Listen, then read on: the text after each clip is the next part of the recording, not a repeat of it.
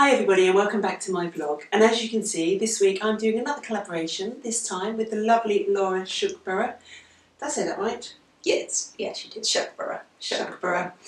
And you know how I feel about my name being said wrong, so it's important to me to get it right. So Laura and I met on social media, which we were just saying is amazing, that nowadays we can actually reach out to people that we would never have met before because of interest in each other and what you're doing. And I was really interested because Laura was talking about the midlife and having a marvellous midlife and doing it well and enjoying it and making the most of it, rather than it being something terrible that women dread because of all the awful stories they read about in the media. So Laura is a coach and she works on this midlife that comes to all of us. Eventually we will all get here, and how we can actually make the most of it and really enjoy our lives, not just at the beginning when we're young and youthful and beautiful and partying, but all the way through. So I'm going to hand over to Laura just to tell us a little bit more about what she does and why she started doing it, which is really of interest. Yeah, hi everybody. So yeah, when I wanted, I'm sort of a bit of a midlife warrior, and I kind of wanted to just make women know that just because they're getting to midlife, when there's lots of transitions in their life, and also lots of changes and transitions, which can be quite Traumatic. It can be quite traumatic. So I just wanted to make women realise that actually, when they go sometimes through those kind of traumas and life things that they have to go through, that there is sort of a light at the end of the tunnel, and actually it can become your best life. Yeah. That midlife, I think life, there's a bit of a U curve to life, isn't there? And I actually think that sometimes it can be that way. It can be like a U bend, and you can be very, very happy sort of at the sort of beginning of your life and at the end. And sometimes midlife can be a bit of a dip, Bit saggy in the middle of midlife. But then you come out, and actually this can be sort of a really positive and joyful time for women. Yeah, and I think it was Oscar Wilde who said that youth is wasted on the young. Yeah, definitely. And it really is. I've done everything upside down in my life and late. I went to medical school when I was 39. Having had the mortgage and the child. Not that you ever get rid of the child, nor would I want to, darling, if you're watching. And then obviously I've added another child later on in life, which was, a surprise but a lovely one. But for me, I don't think there are rules. I approach life that there are no rules. So maybe I'm a little bit unusual, but I wonder if the key to what you're doing is that allowing people to step outside of what they think are the rules. Yeah, because I think that's a really good point, that we go along in life quite often thinking that we should be doing stuff, and there's everybody's doing this, so we should be doing it. But actually, why do we have to do anything? We have one life. We need to live it the best we can. Absolutely. And I really fully agree with that. This isn't a dress rehearsal. Our lives. We need to be making the most of it. And I think, especially for women, it does apply to men as well. But I'm talking from a woman's point of view. Is that when you get to 50s or midlife and children are sort of moving away, you can start to think about what you want. And I think as women, we've always been the ones, we're doing all the caring, looking after our husband, looking after our children, and sometimes not looking after ourselves as much as we should. And I think when you get to midlife, it's our time to sort of think about what it is that we want. And also the fact that we're all living a lot longer, Well, this is the thing, isn't it? And I always talk about menopause symptoms, for example, and this very fact that we're living longer. So number one, did we ever used to really live for very long with menopause? Probably not. Now we are expected to work until we are 68. That's the new pension age, 68. So we need to do that, if that's what we're going to have to do. We need to do it in good health. And we need to do it in good mental health, physical health, and financial health if we can, obviously, because that makes it all very difficult. And we need to be able to work out a way as women, and I think that's what we're slowly doing, and I think what you're doing is helping people do that. And how are we going to do that? Yeah, it's very interesting. And the fact that because we're all working longer, and the whole thing about we're going to be, most women will be working through their menopause. Yes. So I think it's really important that we talk a bit about, the menopause and how we can manage it so that we can still keep working, especially if we're going to have to keep working for longer periods of time. And also, you know, I think the statistic is 1 in 6 women will live to be 100 these days. Does that sound about right? I think it's 1 in 6 women who are born now, something like that. Oh, is it? Okay. But I still think life expectancy on average, and bear in mind that's an average, is in London, and obviously it depends where you are in the country, is about 83, 84. Yeah, which is much older than, you know, so that we've got a good amount of time, haven't we, to still enjoy life. If you think about how much you can get done, like from my point of view, and you're about the same age, another 40 years of life. It's brilliant, isn't it? So just so you know out there, I'm 52 now. I often get that wrong, but it's right. As you're going along. Probably deliberately. And Laurie's 50. Yeah. So we're at the same stage in life. I just added a complication to mine, but you know, we are at the same stage of life, doing the same things. And menopause is on the agenda now. Is it just menopause you deal with in what you do? It's not just menopause, but menopause is something that I do niche in a little bit. I've got a real passion for helping women who are going through the menopause, and I think talking therapies can be really useful, and coaching is a talking therapy. It can just add some structure to where you want to be, you know, from where you are now to where you want to be. It's a real positive tool, really. It's not like therapy, which talks about the past. It's all about the future, and I think that's really positive. And how does it help you deal with it? Does it help you deal with triggers or anxiety? How does it work? I think it can help you. For me, coaching, when I first had some coaching, and it was a couple of years ago when I was first found out by my menopause, it kind of gave me clarity. It kind of sort of sorted out what was going on. It was, and the fact is with coaching, it's sitting with somebody who has your best interests at heart, and that's all they care about as a coach. When I'm coaching somebody, it's not like your mom or your friends advising you, who often have their own agenda.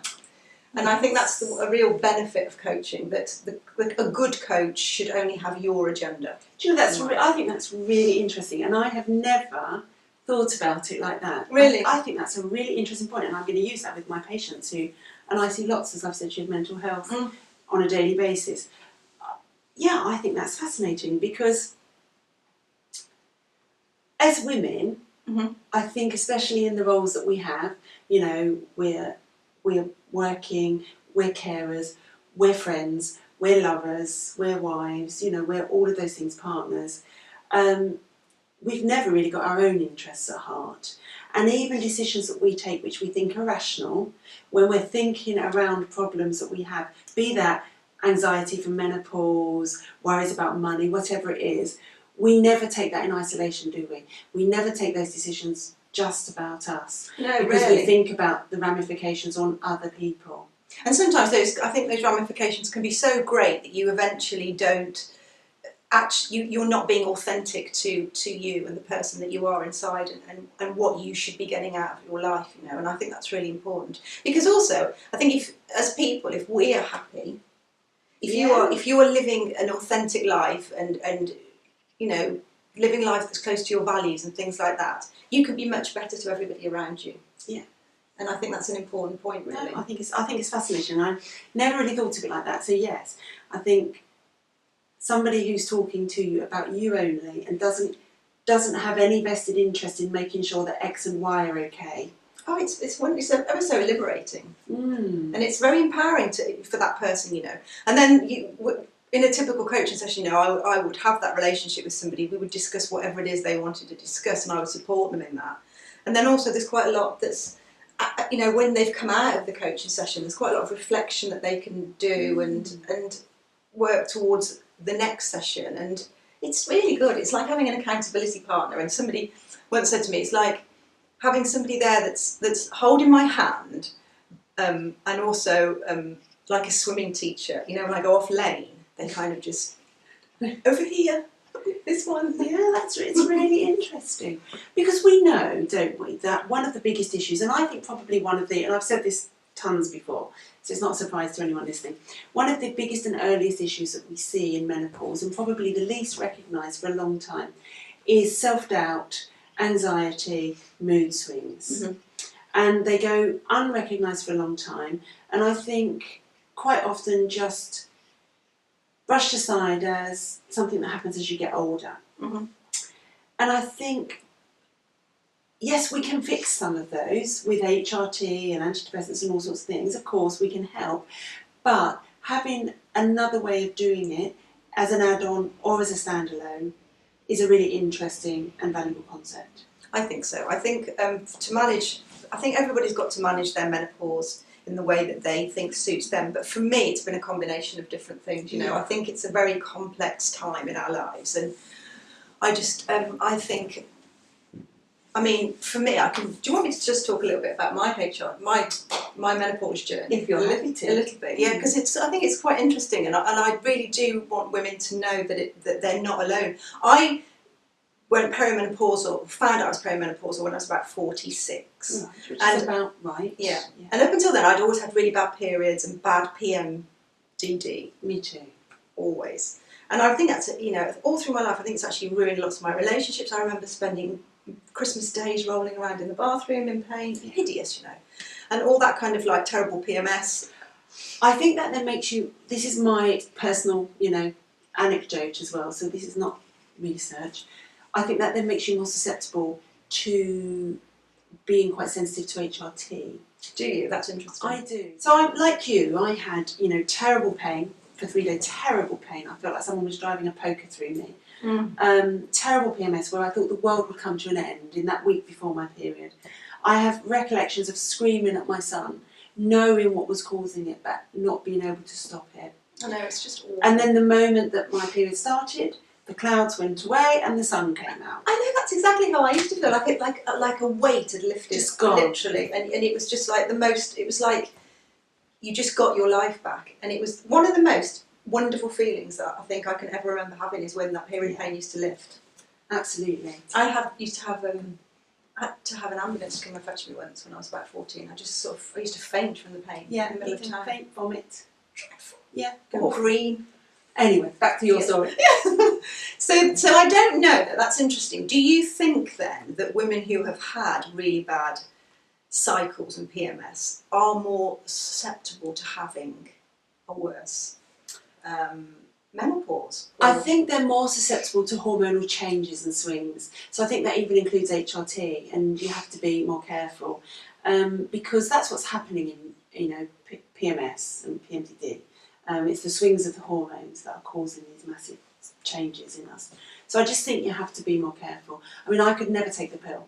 I couldn't. It just turned me into a raving lunatic. Exactly. I mean, I wanted to kill people physically. So, you know, and that's another example of adding a hormone and seeing myself go wild.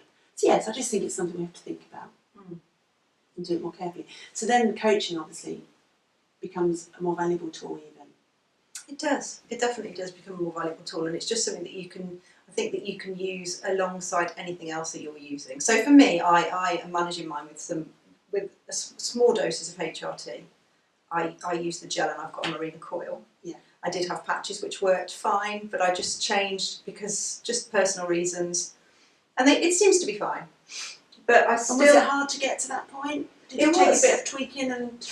Yeah, because I didn't even know what it was when I was 46 and I first started getting... My first symptoms were really bad anxiety and depression, so going back to the kind of PMS thing. And just thinking, you know, I am literally going mad. I couldn't go to meetings, I became a little bit agoraphobic, I didn't want to go outside, I didn't want to see anybody or have any kind of contact with people. I had to cancel meetings, it was just awful. And then the brain fog, sitting on the bed sometimes trying to get dressed in the morning, and I just couldn't even choose a pair of trousers. I think the other interesting thing you said is that you've got a marina coil, and I think it's great to add this in here, and it's great to hear your experience, because I do too. Okay. And the first time I had a marina coil, and I'm on about my third now, I had 2 weeks of really bad PMS. And I thought to myself, oh my goodness, if this is what it's going to be, this thing is coming out. But actually, after that initial flush of hormone, it went away, and I've never ever had an issue with it again. But I think a lot of women are really scared of the marina coil, especially if they've had PMS. Or mood issues. Yeah, lots. I didn't know about that. So I think it's great to hear that you've had it, you know, PMDD, and it hasn't exacerbated that, and me too, and I'm absolutely fine with it. So I think with the Mirena, it's quite often you just need to hang in there a bit, let it settle. And also, isn't it true that it's one of the safest ways to get your progesterone? Or yes. Yeah, because it's localised? It's localised, although we are making assumptions about it. We still don't have a lot of data. Okay. But it's certainly safer than the tablet. Yeah. So then, what I like about the gel as well is you can sort of self-medicate a little bit, which you can kind of up your dose if you need it. But I just do 2 pumps. Yeah. And that's enough. But I still do have bad days. And this is what we need to remember as well, that, you know, we can't deliver a perfectly straight line for anyone.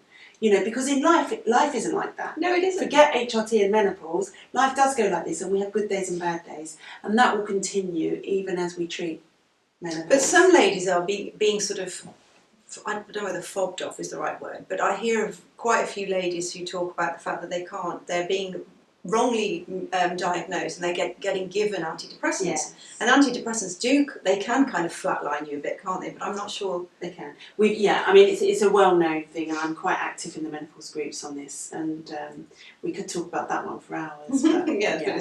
So it's good to get the right diagnosis, isn't it? So did you discover coaching because of your menopause symptoms? I didn't discover it because of my menopause symptoms, no. I fell into coaching, and I've always been a massive self-development junkie, and I fell into coaching and realised through having coaching myself the power of it. I think that's what it is, and I think a lot of people don't realise, until you've had coaching or you've heard somebody who has had coaching, it's hard to know or to imagine the benefits, like anything really. And I think we have still got quite a long way to go in England. All the Americans, you know, are much more into their therapists, aren't they? Everyone's got a therapist. Absolutely. But I think it's powerful stuff. It helps me. I still get regular coaching now, which I really enjoy. I get it once a month. Okay. And I find that just helps me to have a bit of accountability. What focuses my mind for what I'm going to do the next month. I like that. I need it. And also, whenever I've been into a coach session, when I come out, I'm very, very uplifted. And I think when you have sort of some anxiety and mood swings through your hormones, it's really nice to feel like that. Yeah, brilliant. And I do manage mine with exercise as well. Yeah, well, exercise is really important. So for me, I don't get the endorphin rush after exercise because I hate the exercise while I'm doing it always, and I think most people do. I think for me, it's the tick in the box on that day that I've done my exercise. I plan my exercise a week in advance. I know what days of the week I will exercise because I know what I'm doing. And so normally I exercise on a Tuesday, but I knew I wouldn't today, so I did it yesterday. And I tend to do it every other day. And it's just for me that tick, done it, you know. And that sounds really weird, but I like that. I watch Netflix while I'm doing it, and that's it. So do you exercise at home? I do. So I'm lucky in that I've got an out room with a gym in it. Nice. I go to the gym. But for me, I like doing a lot of things outdoors, you know. I like coaching in nature as well. That's another nice one. Yeah, love it. And we've talked about my garden. For me, my garden is therapy. Yeah, and doctors are actually prescribing it now, aren't they? Do you prescribe sometimes? I don't, because I don't know quite how to do that. As they go over the park. There's some interesting research at the moment that shows that just 10 minutes a day in a green space, not your garden actually, and a park or somewhere, is actually beneficial to mental health. Mm-hmm. And I think it's about taking yourself out of life, away from things. It is. So you've got your coaching. You go into organisations as well? I do. That's one of my big passions, is going into organisations as a consultant, and I do some coaching as well, and try and raise awareness of the menopause for the women who are working in our organisations, because there's some staggering statistics really. I mean, only 1 in 10 of our organisations in the UK have got a menopause policy. I'm surprised it's even 1 in 10. I know, it's just unbelievable. People don't talk about it. Line managers aren't trained in it. Women are going off sick and not being able to talk about it. 25% of women said they've thought about leaving their jobs. Yeah. And then more and more women are coming into the workforce and into sort of higher positions and still don't feel that they can either talk about the menopause openly, or if they are feeling like they need to have some flexibility in their working life, they can ask for it. And I mean, it's crazy really. It's still a taboo subject. Yeah. It's changing slowly. It's a big ship and it's going to take a long time to turn, but it is changing. So that's really interesting, and I think it's really important work because, we do want women, as I said, to work till they're 68, so we need to be able to accommodate them in the workplace. And we do, and it's not as though you have to do a huge amount, it's just people need to talk about it, you need to put some policies in order, you need to make little changes, desk fans, flexible working hours possibly. Yeah. You know, it's Time, tweaks. understanding, Time, doctor's appointments until things are sorted, which quite often they do get sorted. You know, for some women it's slightly harder than others, but you know, sometimes it's quite straightforward. It is. Leaflets, you know, HR people being trained in it. Yeah, absolutely. It's not rocket science. So then you have your blog.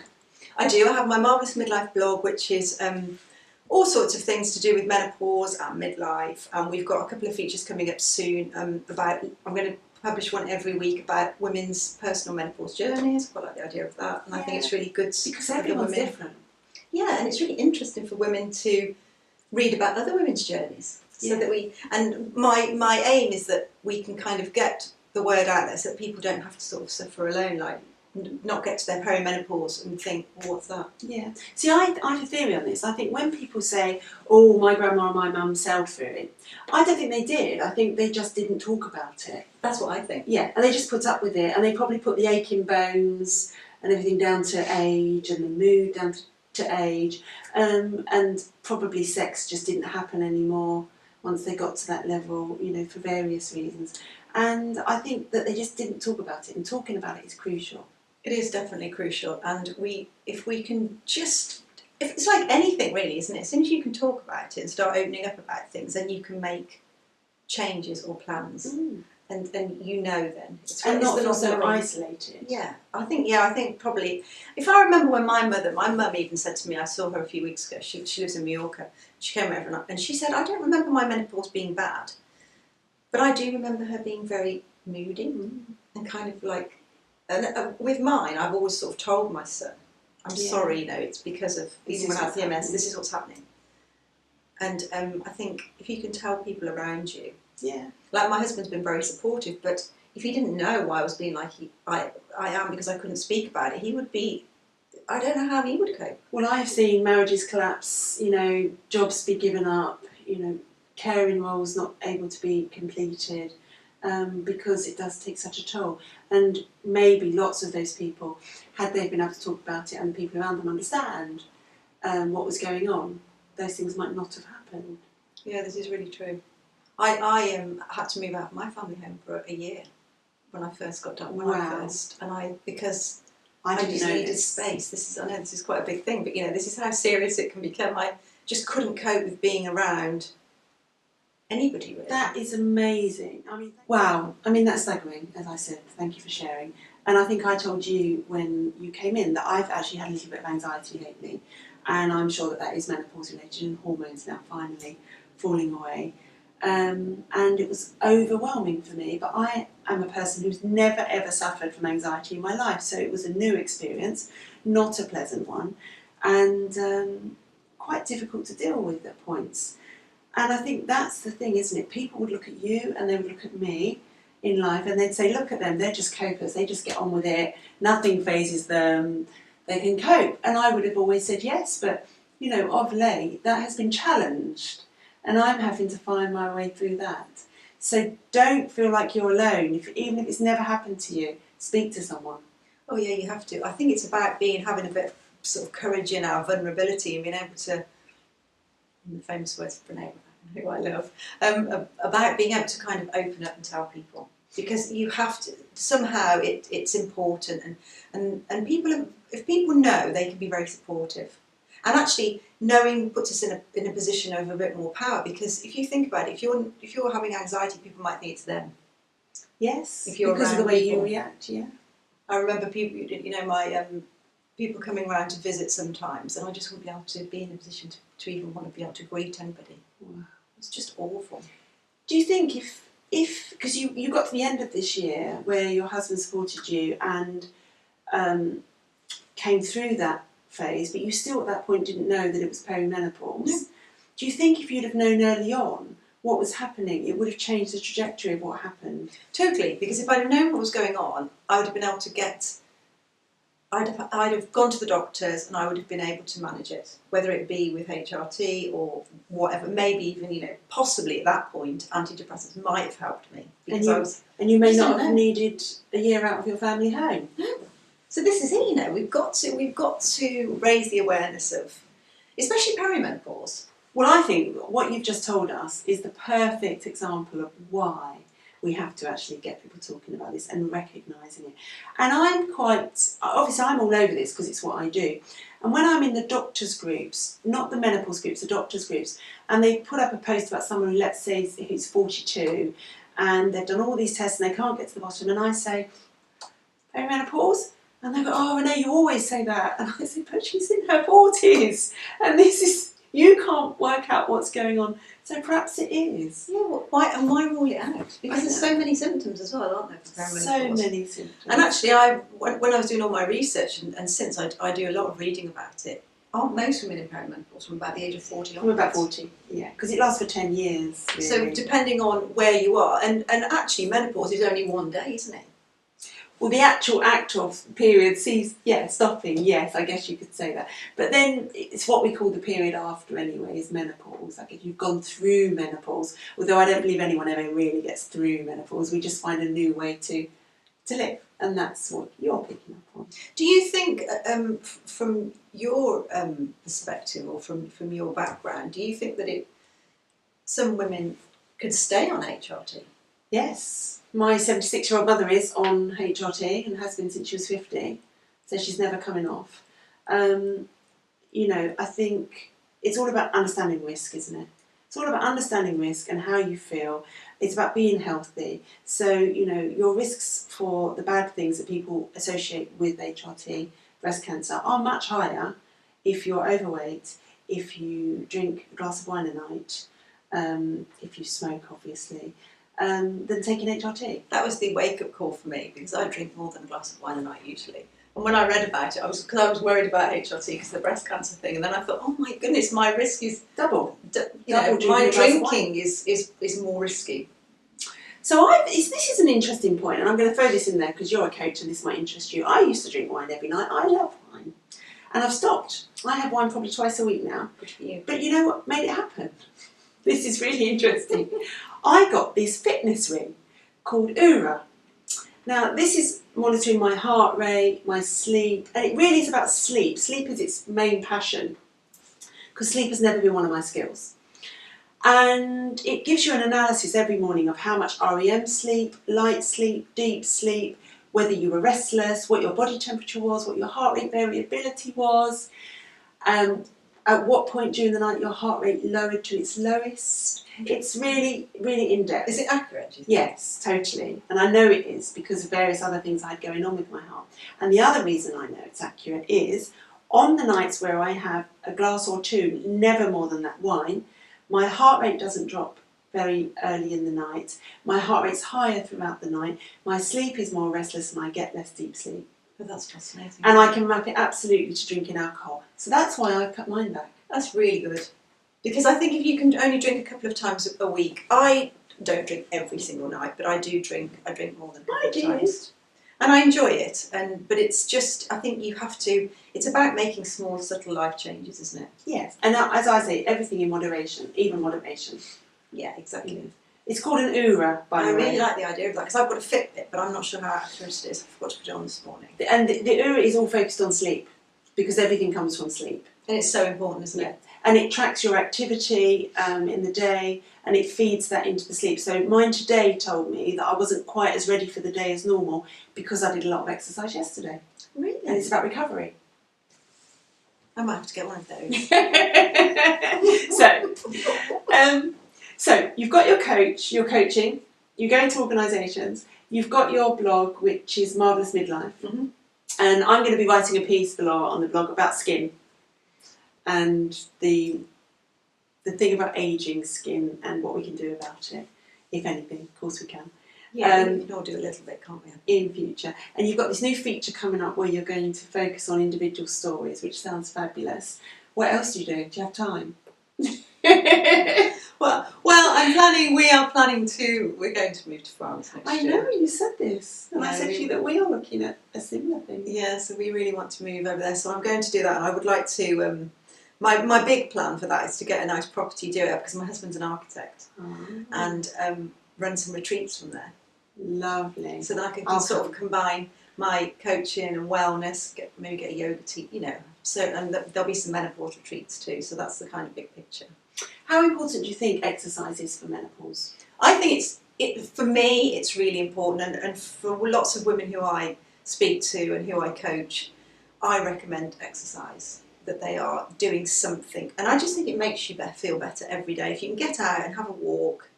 I've got a little dog, so I get out and have a walk, but I also love running. I like my endorphins to be raised. Yeah, I love running, and I love high impact classes and HIIT classes and things like that. And it just makes me feel better, and it gets the blood going around your body, it makes your skin look better. It's just a win-win situation. Yeah. It makes your brain feel better. Absolutely.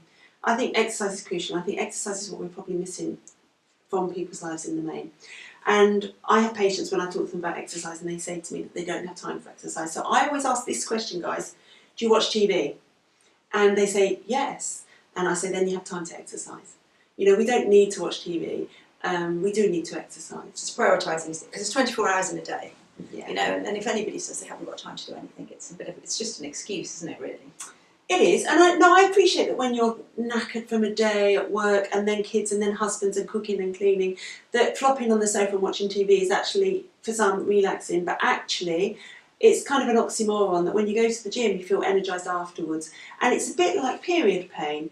The last thing you want to do when you've got period pain is exercise. You want to curl up like a baby in bed with a hot water bottle. But actually the thing that will make it better is exercise, and I learned that through bitter experience. Yeah. And I think that actually exercise doesn't have to be always just going to the gym. I think it's just about moving more, maybe doing things like, you know, dancing, anything that is active, and also incorporating things like some sort of play into our lives, whether it be hobbies, dancing, and if you can incorporate one that's active as well. Yeah, I mean, even things like, you know, it sounds mad, but there are adult trampolining classes everywhere. And there's no judgment, and you get all sorts of people there, and it's real fun. I do it with my 76-year-old mother, and it's just fun. I'm not very good at trampolining though. Yes, but it's fun. It's just, I have to pull my pelvic floor. But you know, anything, badminton, you know. I've started dancing.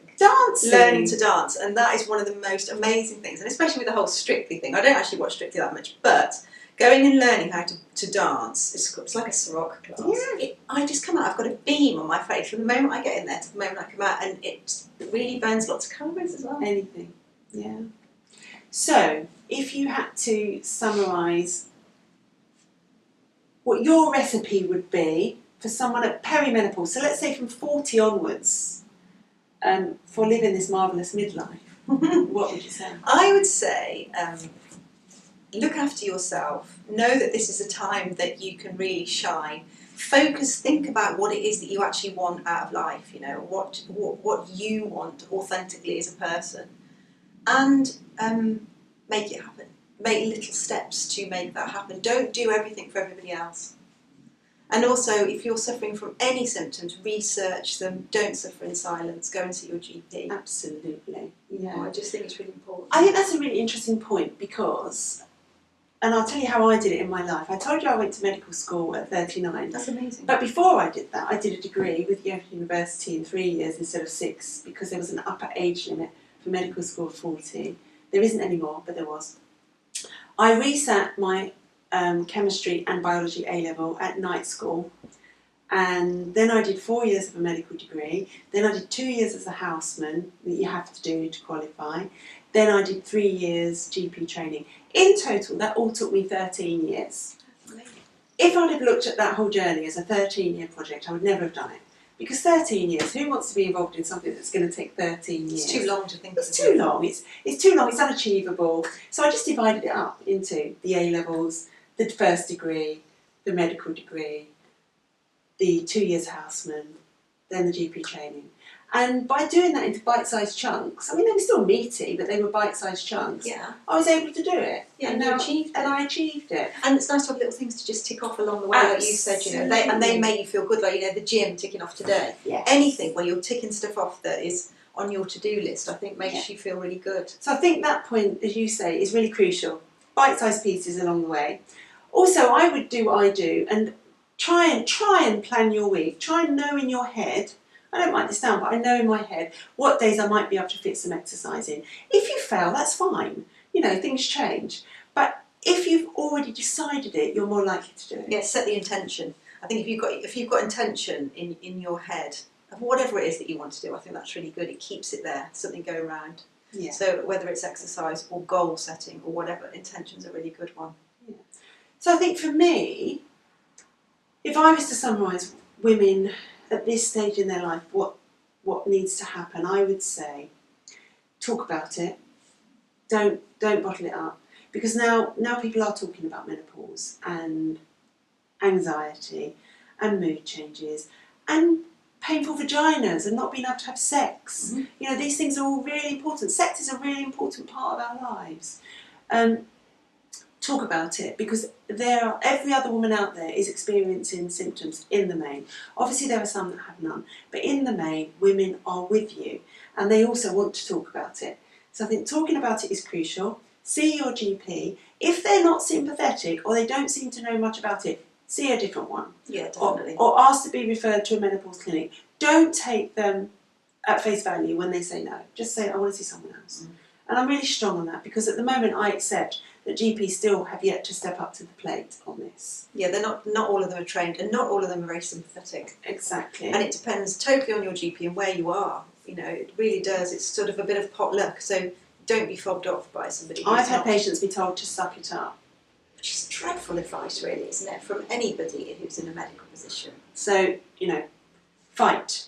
You shouldn't have to, but if you do, please do. And, you know, look at Laura's blogs, because there's information there, loads of information. Yeah, there's lots of very good information, and I also link out to lots of other interesting people. There's so many advocates out there for midlife and for menopause, and I'm on Twitter and I'm on Instagram. You can follow me on all those, and it's marvellousmidlife.co.uk.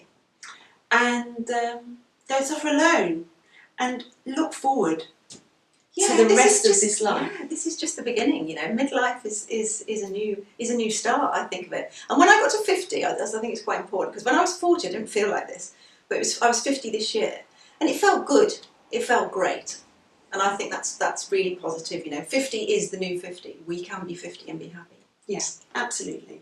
So, thank you so much for travelling all the way down here to see me. Pleasure. Thank you for having me. It's been lovely. Is there anything that I've missed as a message that you want to put out there today? No, there's nothing. I mean, I could carry on talking to you for ages. You know, about I love the whole menopause thing, and you know, the fact that sex and all of the vaginal dryness and all this. I mean, there's just so much to talk about. It's just a whole nother topic or another day, isn't it? But no, it's just enjoy life. You know. Just be you and make sure you have a life you want. And get someone to help you achieve that if you need to. Yes, get a coach. Okay, guys, thank you so much for watching as always. Any questions, ask afterwards and I'll answer them. And if I haven't got the answer, I'll ask Laura and she'll answer them too. And don't forget to suggest any topics that you want me to cover in the future. Thank you. Thank you. Thank you.